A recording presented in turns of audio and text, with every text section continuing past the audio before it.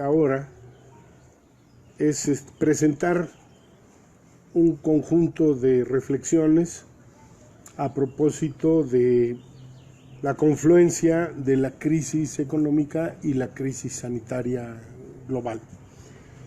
Yo quiero arrancar de lo obvio, que es que el coronavirus, el COVID-19, es un virus que se propaga con facilidad, que es muy contagioso, muy letal y sobre todo afecta más a las personas de edad o a los que tienen tratamientos bioquímicos o enfermedades degenerativas como la diabetes o la hipertensión y algunos padecimientos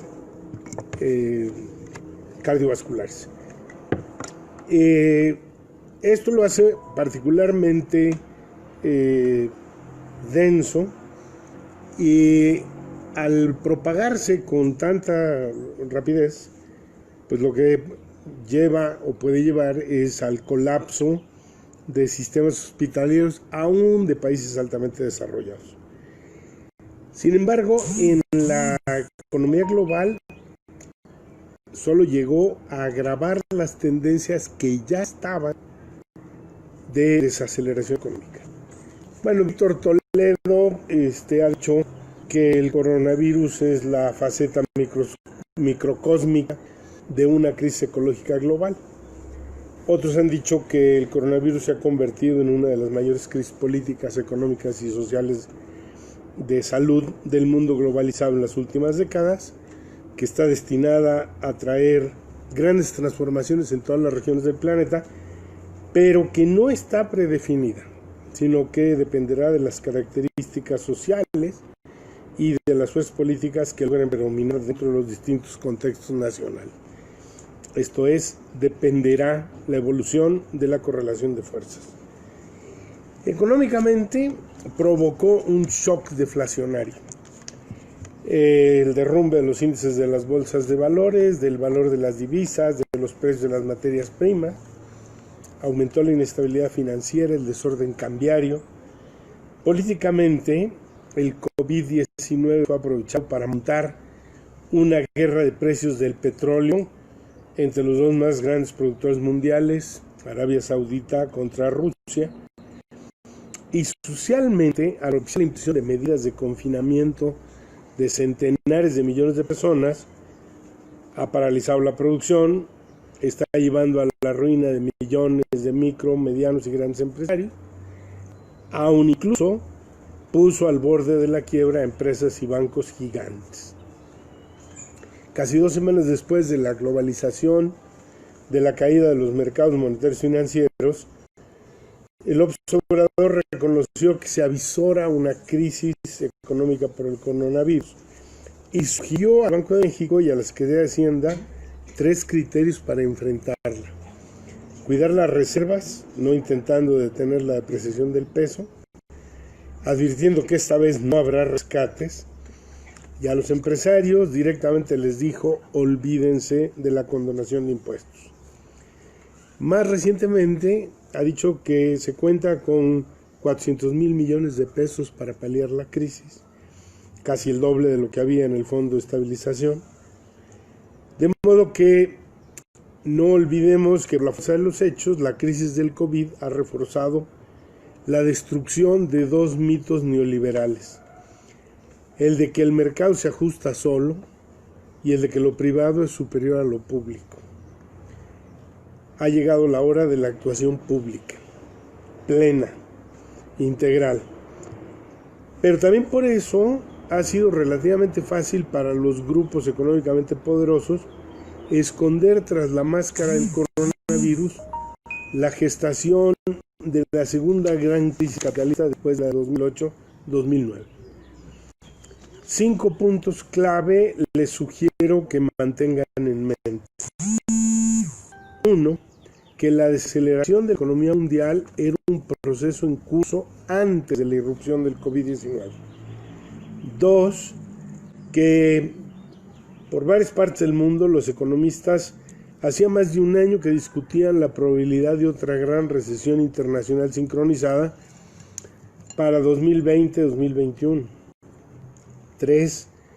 Que como era una crisis muy esperada, a diferencia de la de 2008-2009, que fue sorpresiva, los grandes monopolios se han preparado para aprovecharla.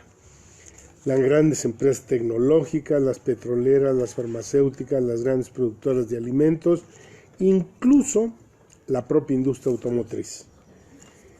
4.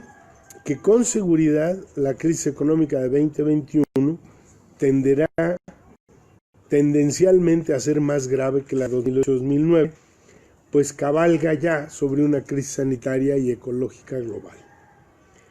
5. Hay dos cosas que la crisis del COVID no ha suprimido: la disputa comercial tecnológica Estados Unidos-China y la batalla electoral por la reelección de Donald Trump o un eventual autogolpe de Estado para mantenerse en el poder. Aunque la cuantificación de sus impactos económicos es hasta ahora poco confiable, porque ni la pandemia ni la crisis financiera han llegado a su cúspide a nivel global, algunas fuentes hacen estimaciones iniciales hasta de 250,000 millones de dólares de pérdidas, concentradas muchas en empresas de turismo, de transporte, de espectáculos y entretenimiento, de producción de alimentos, de bienes industriales, de combustibles. Se estima también una pérdida de 25 millones de empleos. Desde su inicio y hasta ahora se ha registrado una fuga de capitales desde las economías emergentes de 83,000 millones de dólares. El FMI habla de 80 países que le han solicitado créditos para enfrentar la emergencia sanitaria. Estamos en una fase de decrecimiento, pero el decrecimiento es asimétrico, pues se espera que la economía mundial caiga alrededor de menos 1.5%, Estados Unidos menos 2.8%, la Unión Europea menos 4.7% y México menos 2.5%. Añadimos entonces, la crisis va a acentuar los impactos asimétricos y aunque mejorara la crisis del COVID-19, la situación económica probablemente empeorará durante la segunda mitad del año. Ahora vamos sobre lo que ya no es tan obvio. Hay que mencionar rápidamente varios debates actuales muy relevantes por referirse a aspectos geopolíticos. ¿El COVID-19 es o no un producto del laboratorio? Es claro que se originó en China, pero eso no autoriza a nadie a denominarlo como el virus chino, sobre todo porque eso alienta una peligrosa xenofobia de corte fascista. ¿Por qué al calor de su aparición hay tantas maniobras geopolíticas al mismo tiempo? Pongamos ejemplos. La utilización en Estados Unidos del Acta de Emergencia Nacional, este 13 de marzo pasado, para conceder al gobierno de Trump poderes en 100 estatutos, muy pocos relativos a la crisis sanitaria interna.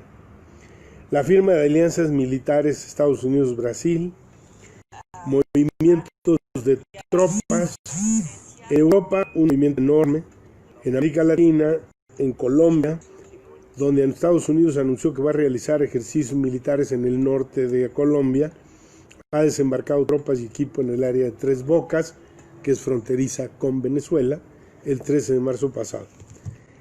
Abundan los discursos bélicos, las disputas ideológicas, los despliegues policíaco-militares en Nueva York y en California, tras haber despreciado la gravedad de la crisis. Aunque no se colocan en orden de importancia, tenemos entonces 1. El debate entre expertos relacionado con la idea de si el coronavirus es producto del laboratorio para desplegar una guerra biológica o es un fenómeno natural, producto de prácticas humanas comiendo animales exóticos, o si de plano es un resultado de una mezcla de las dos posibilidades. Lo que sí es cierto es que grandes empresarios estadounidenses realizaron un ejercicio de simulación de una pandemia para estudiar comportamiento y respuestas. Aquí la idea a retener es que no es un producto del laboratorio. Por eso hay una batalla para conseguir la patente exclusiva de una vacuna contra el COVID-19. No es anécdota solo que Donald Trump haya ofrecido a un laboratorio alemán $1,000 millones por la fórmula de la vacuna. Pero esa pugna por la patente de la vacuna es solo parte de la gran batalla comercial tecnológica de Estados Unidos con China. Para quienes no están familiarizados con sus detalles e implicaciones, recordemos lo que dijo recientemente Óscar Ugarteche, un colega nuestro del Instituto de Investigaciones Económicas. Se trata de una disputa en tecnologías de comunicación de quinta generación y producción de teléfonos celulares, en energías alternativas en autos eléctricos, ramas importantísimas de dos economías altamente interrelacionadas, puesto que Estados Unidos es productor de autos a gasolina y exporta gasolina a todo el mundo, mientras que China fabrica y consume internamente la mayor parte de los autos eléctricos del mundo. China, sobre la base de su gigante mercado interno, ya es el primer productor mundial de automóviles. Estados Unidos se encuentra en segundo lugar y Japón en tercero. Las redes de telecomunicaciones con la tecnología de vanguardia, la 5G, están lideradas por China, pero Estados Unidos tiene grandes empresas compitiendo y Asia-Pacífico es el espacio de producción de múltiples bienes intermedios. De modo que la disrupción económica por la contingencia sanitaria representa para cualquiera un durísimo golpe por la ruptura de las cadenas de valor globales. 2. Tenemos el debate sobre el aprovechamiento geopolítico del impacto del virus. En primerísimo lugar hay que decir que la cancelación de actividades, los encierros forzosos, los peligros sanitarios en aumento han propiciado que las grandes empresas tecnológicas quieran hacer todo en línea: estudiar, trabajar, convivir con la familia, con los amigos. La línea real es: preocúpate por tu salud y la de tus amigos, no pongas atención a lo que ocurre en la economía mundial. Para países como el nuestro es un desplante y es una ofensa querer imponer clases en línea con la brecha digital que nos caracteriza. No todos tenemos acceso a las tecnologías de comunicación y digitales. Pero mientras con una mano se induce al uso de las redes sociales, con la otra tenemos el caso de Facebook, que está mostrando dos prácticas de censura sofisticadas. Una, que mediante el uso de algoritmos limita el alcance de difusión de mensajes a solo 25 amigos. Y dos, que cuando hay mensajes políticos delicados por su orientación izquierdista, los quita de la página. En contraste, ha dejado que proliferen mensajes virales contra López Obrador por su manejo de la pandemia, por su decisión de apoyar el resultado de la consulta en Mexicali sobre la planta cervecera de Constellation Brands, por sus excesos abrazando y besando gente en sus giras por el interior. 3. Hay otra evidencia de aprovechamiento geopolítico. Donald Trump y Jair Bolsonaro anunciaron un acuerdo militar estratégico entre Estados Unidos y Brasil. Arabia Saudita aprovechó la noticia de un fuerte impacto sobre las actividades económicas mundiales por la pandemia para forzar a Rusia a bajar su nivel de producción con la amenaza de inundar el mercado global de petróleo. Estados Unidos sancionó a 5 empresas de los Emiratos Árabes Unidos por transportar crudo iraquí y ha recrudecido las medidas contra Venezuela, negando desde el FMI un préstamo de $5,000 millones para compra de alimentos y medicinas, bajo el argumento de que no hay claridad al reconocimiento de Maduro. En este orden de ideas no podemos olvidar la penosa reelección de Almagro al frente de la OEA, que es un personaje proclive a la intervención militar contra Venezuela. Aunque los productores usando fracking de Estados Unidos serán los primeros a reventar si se sostiene esa maniobra saudita de bajar precios, el propósito estratégico era castigar los ingresos de Rusia, que se ha preparado con centenares de miles de millones de dólares en sus reservas y ha dicho que puede resistir una caída larga y más pronunciada de precios. Más recientemente, y como si hiciera falta aclarar, se habló de la posibilidad de una alianza estratégica en energía entre Estados Unidos y Arabia Saudita. No hay que confundirse. Estados Unidos puede absorber en su reserva estratégica una parte de ese excedente de producción global, resarciendo así las pérdidas del fracking. Y China, gran cliente de Rusia, también se vería beneficiado con la baja de precios porque es gran consumidor.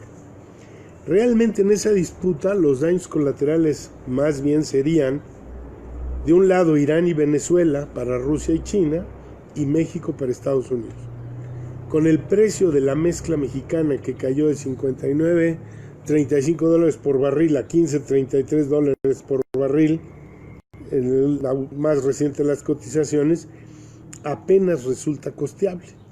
Y eso vuelve muy atractiva la idea de que la crisis lleve a la quiebra de Pemex, pues las grandes compañías de Estados Unidos, Gran Bretaña, Holanda, Canadá y España estarían dispuestas a comprarla. Por eso sus representantes ostentaron una reunión reciente en casa del embajador de Estados Unidos en México. 4. También hay que mencionar otros hechos de enorme trascendencia geopolítica. Pese a la gravedad de la crisis sanitaria en Europa, el gobierno de Trump, que había amenazado con llevar la guerra comercial contra Europa, primero unilateralmente decidió suspender los vuelos comerciales de Estados Unidos a la Unión Europea. Luego decidió sostener el juego de guerra Europe Defender 20 a desarrollarse entre abril y junio de este año.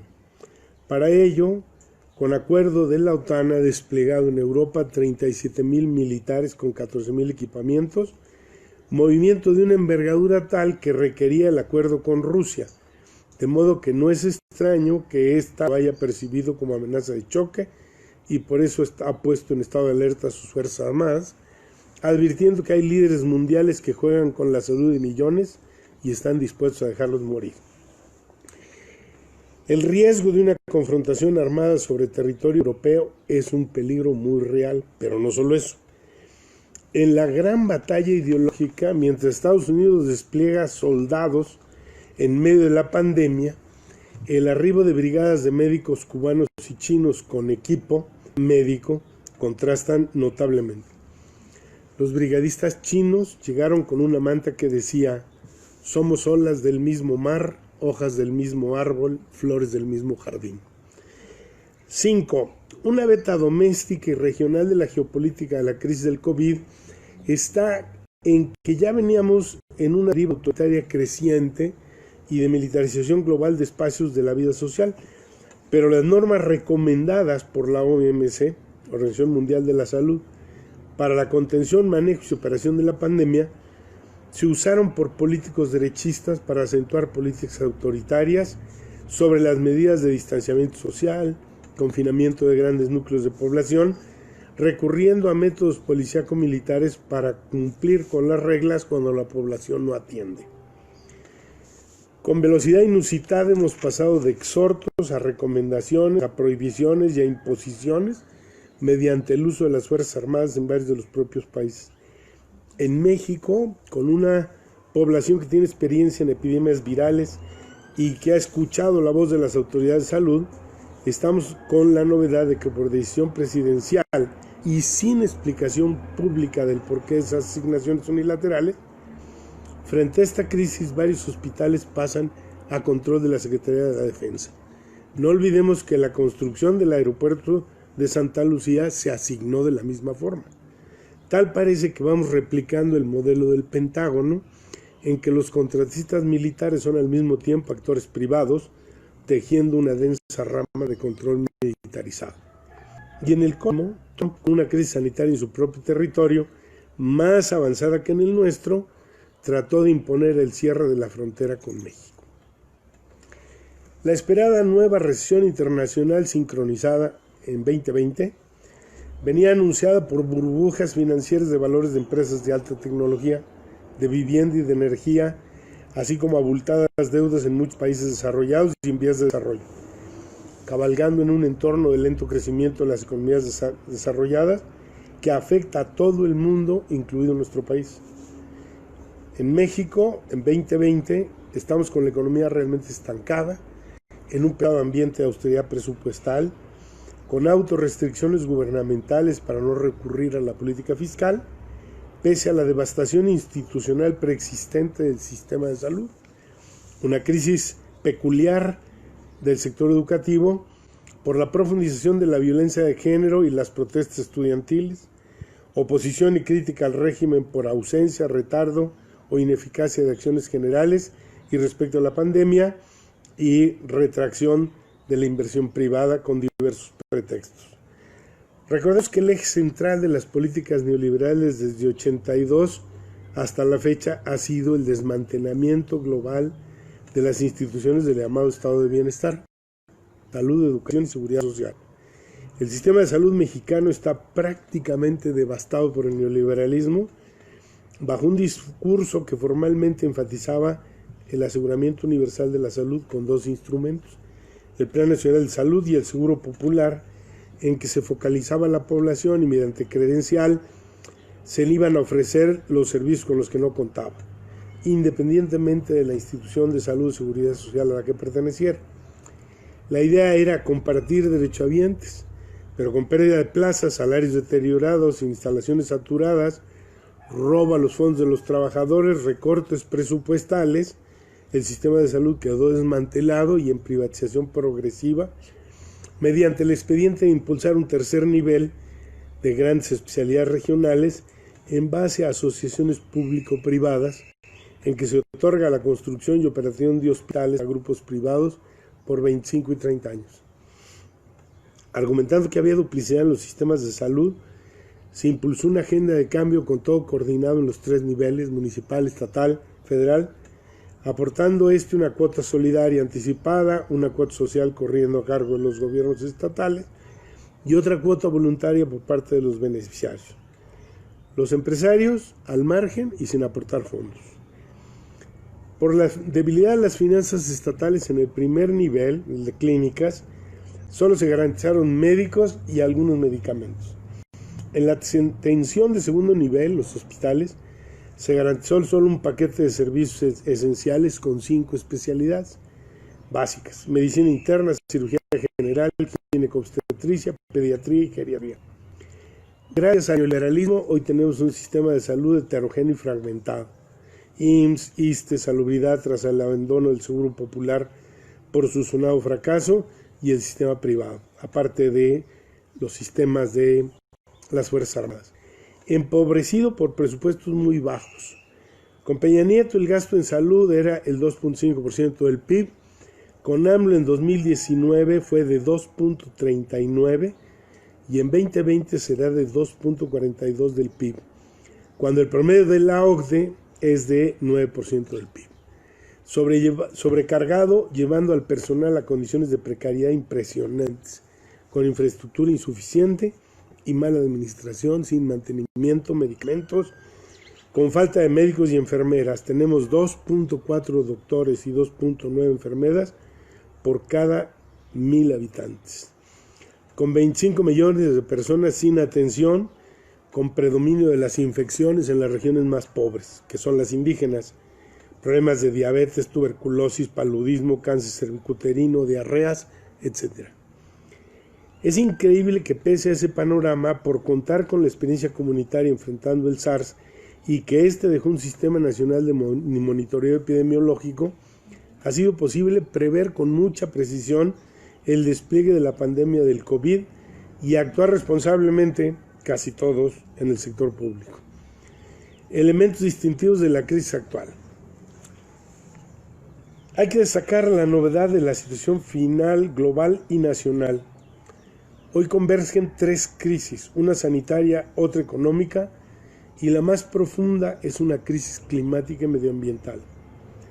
No hay que equivocarse. Hoy la primera prioridad es contener la crisis sanitaria para evitar que se vea catastróficamente rebasada por la pandemia la capacidad del sistema de salud. Eso significa lisa y llanamente aumentar el número de ventiladores para enfermos de COVID-19, de camas de hospital, de unidades de cuidado intensivo, de personal calificado en el sector. No se nos olvide que China hizo 12 hospitales en 10 días. Es que si eso no se hace, el número de muertos por la pandemia puede alcanzar cifras muy elevadas. Solo contando con el panorama de desaceleración se explica que el ultraconservadurismo haya tomado posiciones en los principales países Inglaterra, Estados Unidos, Francia, India, para dar un giro a la derecha en la agenda política doméstica y global. Han generalizado el nacionalismo, el racismo, la xenofobia, la homofobia, el antisemitismo, la islamofobia, el militarismo y la construcción de estados de excepción con un pretexto o con otro. La limpieza étnica, la contención violenta de los migrantes invasores. Esa es una de las claves fundamentales previas al estallido de la crisis. Pero dijimos que había una burbuja en los mercados de valores reflejado con altos niveles de sus principales índices, sobre todo en Estados Unidos, y tal parece que la pandemia del coronavirus llegó solo a reventarla. Insistimos, no es la causa de la crisis, aunque por todos lados se le quiere responsabilidad al coronavirus de los males de la economía mundial, que en rigor ha estado sumida en la trampa de las políticas neoliberales, que han fracasado en darle ritmo de crecimiento y estabilidad a la economía mundial. Regresemos sobre otros aspectos. La convergencia de una crisis sanitaria global con la crisis económica también global. Es esencialmente importante aclarar varias cosas. La inversión en Estados Unidos ha estado en declive durante varios años, al menos 4 décadas. Como porcentaje del PIB, las ganancias han venido cayendo. De 2018 el ritmo de crecimiento de la economía de Estados Unidos ha venido cayendo y junto con ella vino cayendo la economía global. La guerra tecnológica comercial de Estados Unidos con China comenzó a afectar globalmente en 2008 porque se trata de una guerra entre los dos grandes motores de la economía mundial. Según la OMC, la economía china representa el 19.1% de la economía global. Representa el 13% del comercio global y el 28% del producto manufacturero global. Junto a la de Estados Unidos son factores de impacto global indudable. Pero hay que sumar que en el caso de China pesa sobre todo su liderazgo en ramas de alta tecnología.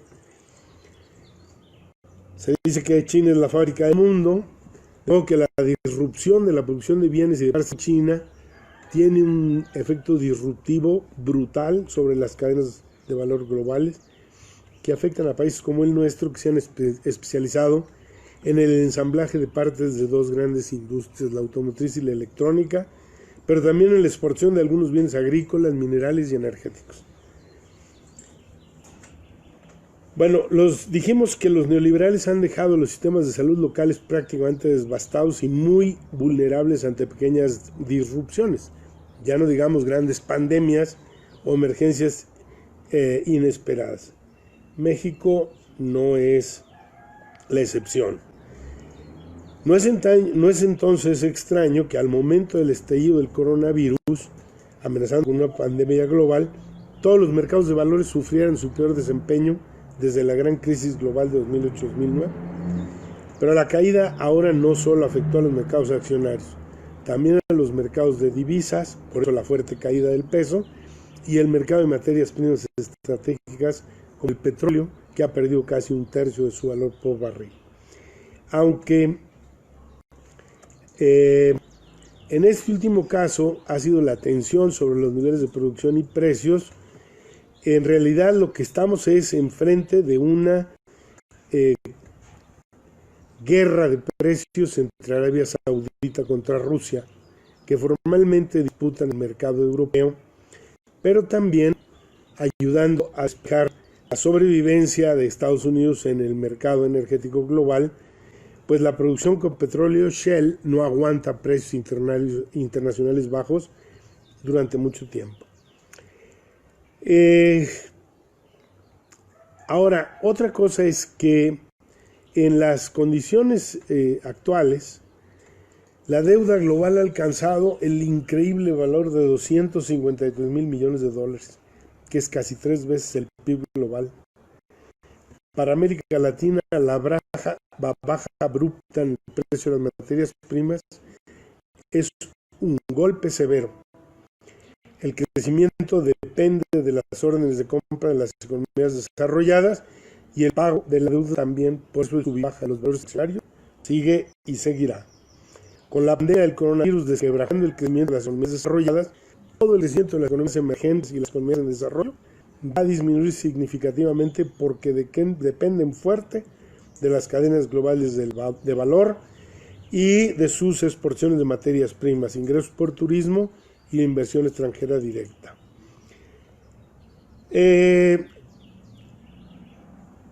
Estados Unidos, a través de la Fed, ha bajado su tasa de interés prácticamente a cero y ha liderado una acción conjunta de los bancos centrales de los países sistémicos en la economía mundial, prometiendo aumentar su tendencia de valor respaldados por el Departamento del Tesoro y las hipotecas por al menos $700 mil millones, que en esta ocasión no aparece como un estímulo, sino como una especie de candado para prevenir un colapso económico.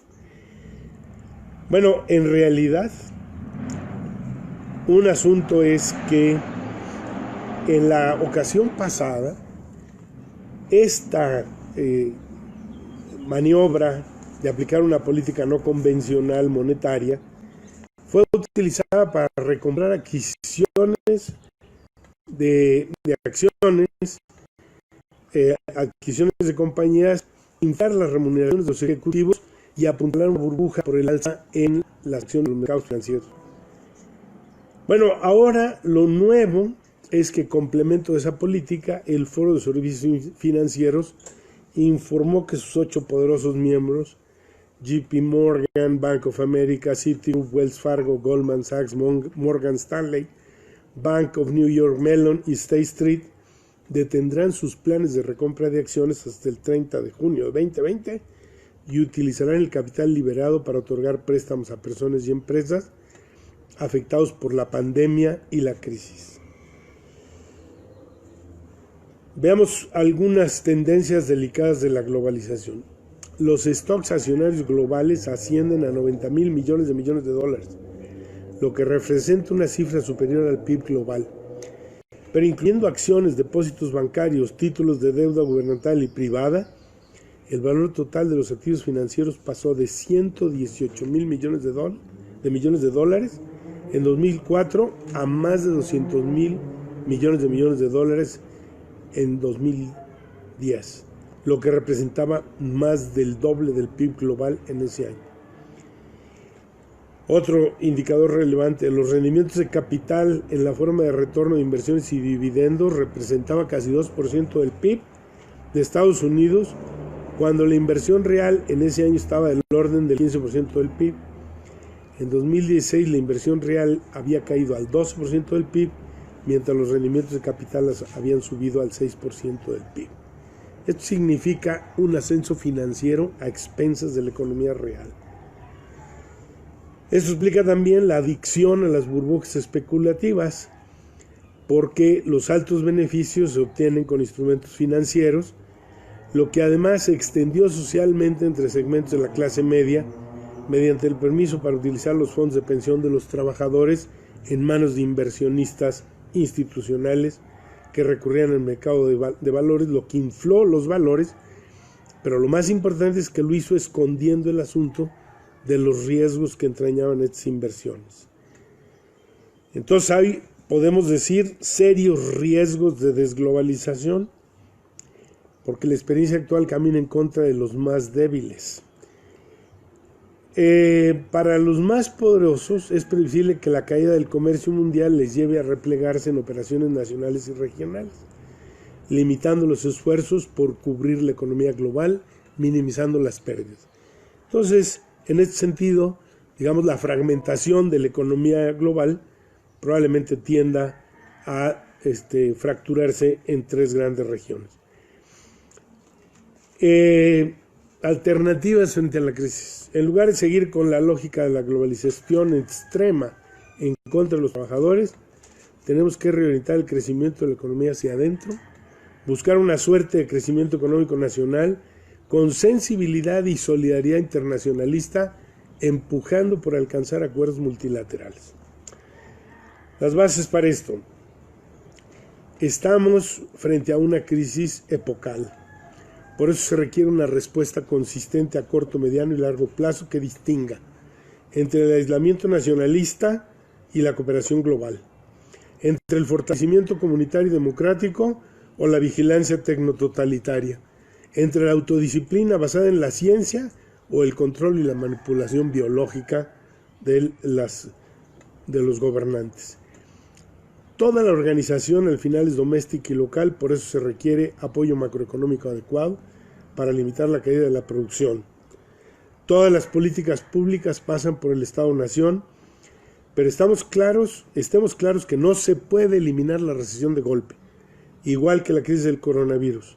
Se trata de bloquear todos los canales de retroalimentación y contagio, asegurando permanencia en empleos y cobros de nómina, ayuda inmediata y suficiente a despedidos, alivio crediticio, suspensión de pagos de deuda de países fuertemente endeudados, frenar los riesgos de insolvencia de deudores. Hay que maximizar la administración democrática de todos los aspectos de nuestras vidas: salud, educación, medio ambiente y migración, cambiando valores, actitudes sociales, prioridades, conversión de ecoestructuras y capacidades productivas para reparar los daños en la infraestructura de bienestar público y en favor del medio ambiente, de modo que se haga posible la sustentabilidad. Tenemos que movilizar a la juventud creando vigorosos programas de empleo que permitan a la economía salir adelante tras la superación de la emergencia sanitaria. Eso es el planteamiento general.